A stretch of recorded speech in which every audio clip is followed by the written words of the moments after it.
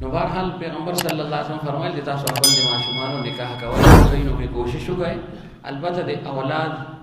د هغو چې کوم یو حق ته ازادي الله تعالی غول ورکړ ده د هغې احترام ضروري او لازم دی او البته دې کې دا ده چې ګانا بجانا وغیره د دې اهتمام به سړی نه کوي دې نه به لرې ځان ساتي ځکه چې عبادت دی چې د دې اجر او ثواب ورته میلاو شي او کنه عبادت کې دا سيزونه راغلل د دې خو حضرت په بیانول چې مسائل داسې دي چې وسړي موږ کې ورپسې دی بیا د درې سندري ویا د ګډا شروع کی نو دا موږ بیا چرته لاړ د دې موږ بیا مقصد څه شي نو دا که شانوي فرمایي دا نکاح یو عبادت دی نو دې کې ګوره دا سندري وغیرہ ویل او ډول او د دې سيزونو اهتمام دا توهین دی د دې عبادت توهین دی موږ توهین کو خوشحالي ګورته او بلوم ځان سره پدې کې شاملو چې راځه تم ما سره دې کې شامل شي نو داسې محافلو کې شرکت ناجایز ده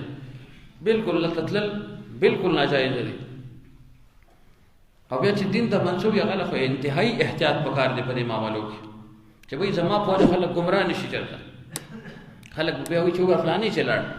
افلانی چتلو نو بهرحال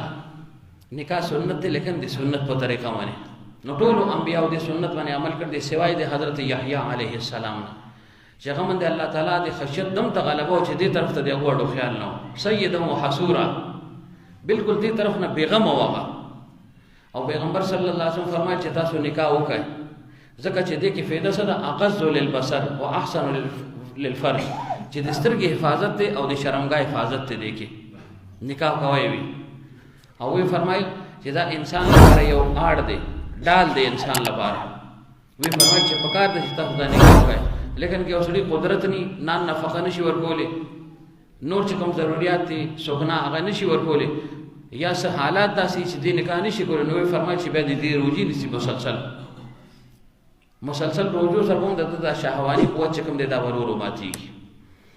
نو بهرحال عرض ودا کو چې دا د معشوم اخیرنی او اهم حق دي چې دغه نکاح وکړي خزه کې وغله لپاره رشتہ ګوري